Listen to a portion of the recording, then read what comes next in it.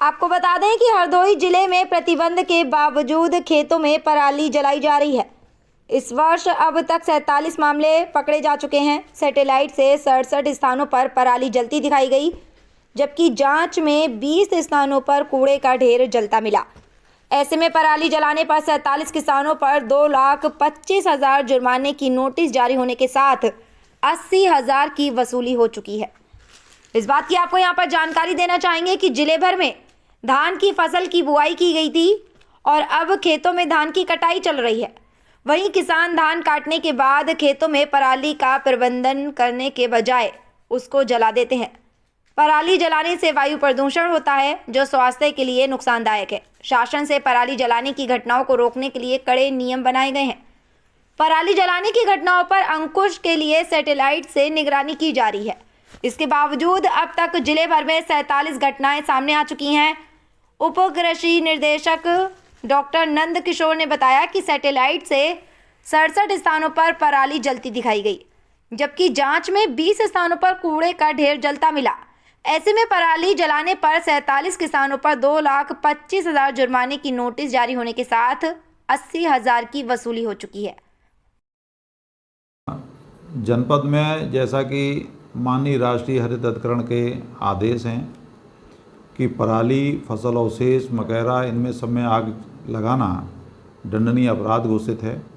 इसका प्रचार प्रसार किसान भाइयों में गोष्ठी करके, उनके ग्राम पंचायत में गोष्ठी करके, उनको प्रचार वाहन से, उनको हमारे तहसील में, ब्लॉक में जो होर्डिंग लगी उनके माध्यम से, उनको वॉल लाइटिंग के माध्यम से सबको जागरूक किया जा रहा है कि वो फसल अवशेष में आग न लगाएं, क्योंकि फसल अवशेष में आग लगाने से जो हमारे जो केचुआ हैं, जो हमारे जो है मित्र कीट हैं, वो ख़त्म हो जाते हैं, उर्वरा शक्ति हमारी ख़त्म हो जाती है। भूमि में कार्बनिक पदार्थ की मात्रा पहले से ही कम है। तो किसान भाइयों को ये किया समझाया जा रहा है। इसके बावजूद जो है जनपद में 67 घटनाएँ ऐसी हैं जो पराली में आग लगाने की हुई। उसमें से जब सत्यापन मौके पे कराया गया था, ये सैटेलाइट से रिपोर्ट आई थी, तो 20 घटनाएं ऐसी पाई गई जो कूड़े की थी, पराली की नहीं थी।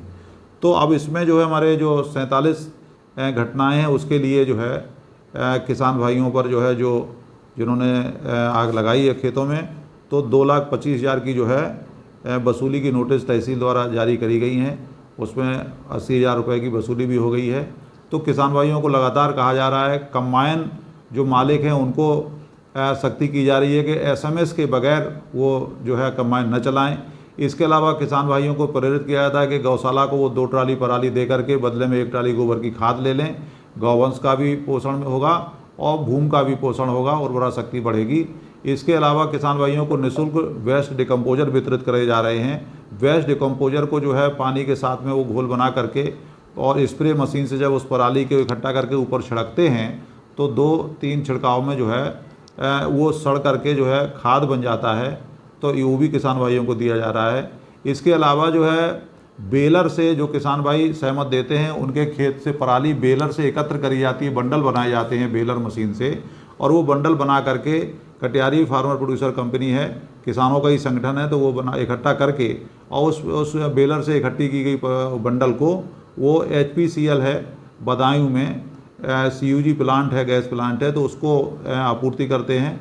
तो ये सभी तरीके अपनाए जा रहे हैं। हमारे कलेक्टर साहब भी जो है किसानों के बीच में ग्राम पंचायत पे जाके, ब्लॉक पे जा करके, गांव में जा करके SP साहब के साथ में और SDM जो है सभी CO के साथ जा करके, कृषि विभाग के हमारे सभी अधिकारी मिल करके निरंतर क्षेत्र में भ्रमण कर रहे हैं, किसानों को जागरूक कर रहे हैं कि किसान भाई पराली में आग न लगाएं।